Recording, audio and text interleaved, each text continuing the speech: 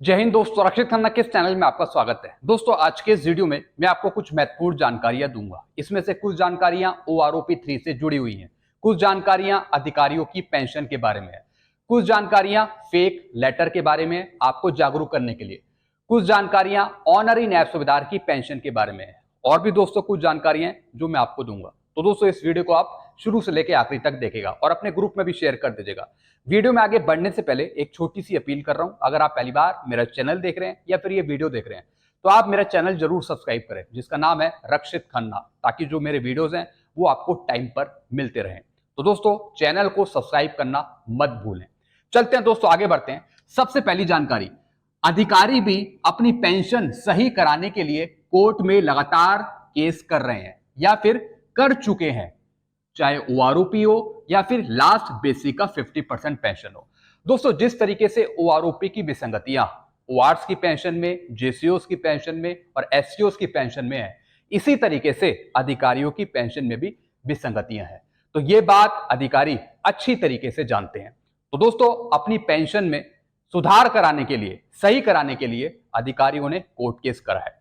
सिर्फ supreme court में ही case नहीं करा है, और भी दूसरे कोर्टों में केस करा है, ताकि उनकी पेंशन अच्छी खासी बढ़ सके और जो उनकी विसंगतियां हैं वो भी दूर हो सके। तो दोस्तों, OROP में JCOs ORs की पेंशन में विसंगतियों के साथ साथ ऑफिसर्स अधिकारियों की पेंशन में भी विसंगतियां हैं, जैसे सेम पेंशन इन OROP डिफरेंट क्वालिफाइंग सर्विस। जी हां दोस्तों, जैसा आपको पता है अलग अलग क्वालिफाइंग सर्विस में कई पेंशन सेम कर रखी है और बल्कि अलग अलग होनी चाहिए।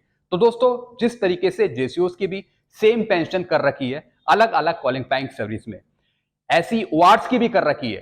तो दोस्तों, सेम इसी तरीके से अधिकारियों की भी पेंशन सेम कर रखी है, एक जैसी कर रखी है अलग अलग क्वालिफाइंग सर्विस में।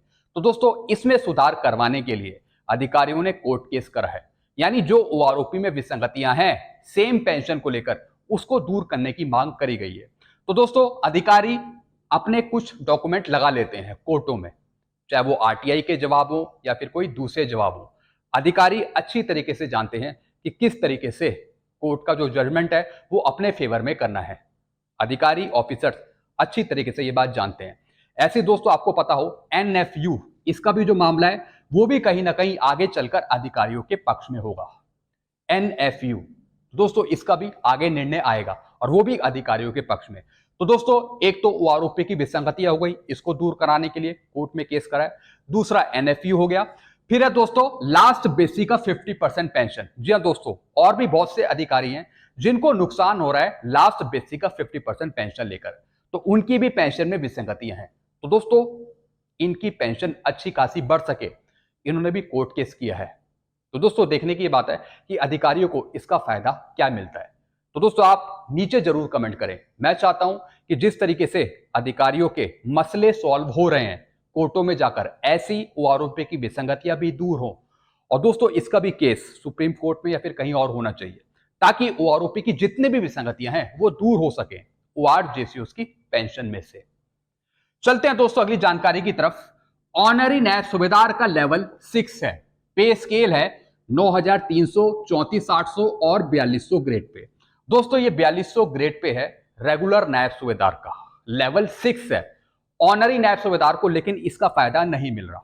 शुरू से ही इसका फायदा नहीं मिल रहा। जो 2006 से पहले आए हैं उनको नेक्स्ट रैंक का रेगुलर नायब सूबेदार की पेंशन नहीं मिल रही है। तो दोस्तों, जितने भी 7 CPCA में PPO बने, हॉरिजॉन्टल PPO बने, उसमें ऑनरी नायब सूबेदार को जो लेवल दे रखा है PPO में वो 6 दे रखा है, और जो पे स्केल है वो दे रखा है 9,300, 34,800, ग्रेड पे 4,200। दोस्तों, सिर्फ ग्रेड पे 4,200 करने से क्या रेगुलर नायब सूबेदार की पेंशन मिल जाएगी? नहीं मिल रही है। यही तो नुकसान हो रहा है ऑनरी नायब सूबेदार को। जितने भी ऑनरी नायब सूबेदार हैं उनको रेगुलर नायब सूबेदार की पेंशन कब मिलेगी ये किसी को नहीं पता, ये किसी को नहीं पता।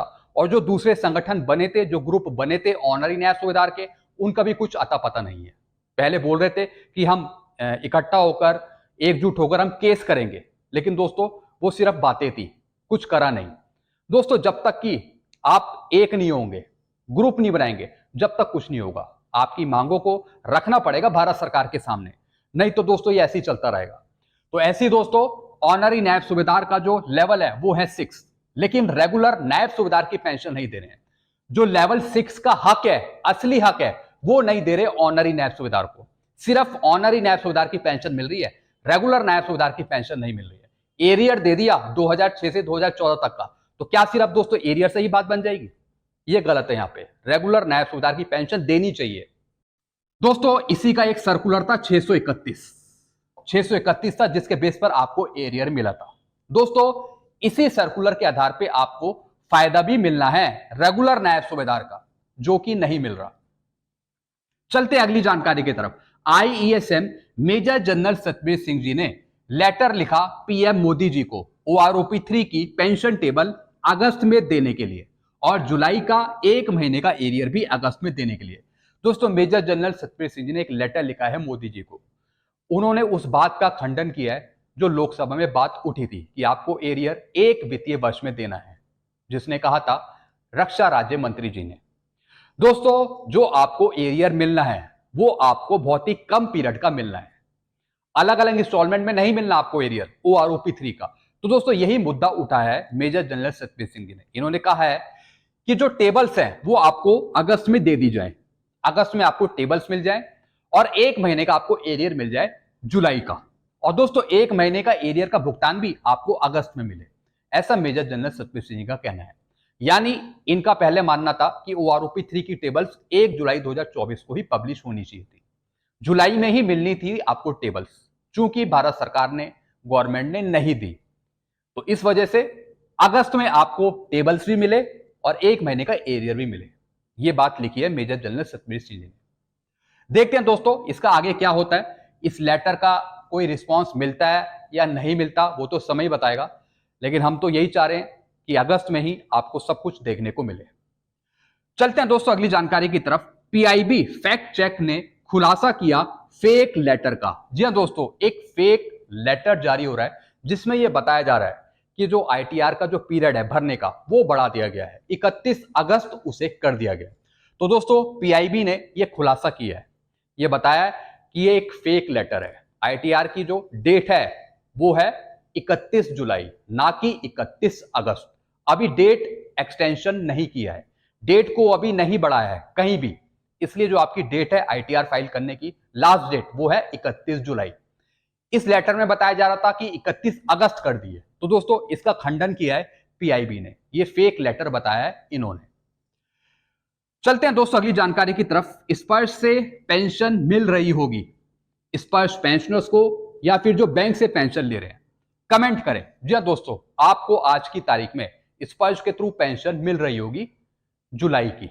दोस्तों आप नीचे कमेंट करके बताइए कि आपको मिल रही है पेंशन, आपके खाते में आ रही है या नहीं आ रही है। दूसरी तरफ जो बैंक से पेंशन ले रहे हैं, जिनको पहले नहीं मिली, उनको भी आज देखने को मिल रही होगी पेंशन जुलाई की। चलते हैं दोस्तों अगली जानकारी की तरफ।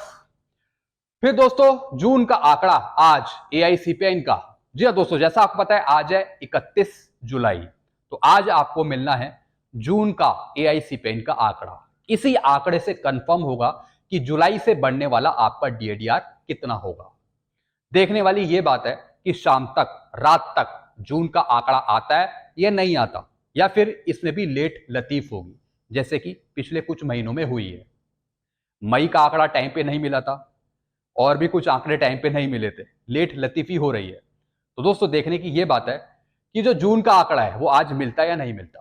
वैसे मैंने आपको पहले ही कंफर्म बताया कि जो आपका डीएडीआर है जुलाई से बढ़ने वाला वो है आपका 53% आपका होगा, 50 से वो 53% होगा। तो दोस्तों ये कुछ जानकारियां थी जो मैंने आपको समझाई है। आई होप सारी जानकारी आप अच्छे से समझ गए होंगे। फिर भी आपको और कुछ पूछना हो तो आप नीचे कमेंट कर सकते हैं। वीडियो आपको अच्छा लगता है वीडियो को लाइक करें और इस चैनल को आप सब्सक्राइब कर सकते हैं जिसका नाम है Rakshit Khanna. Thank you so much.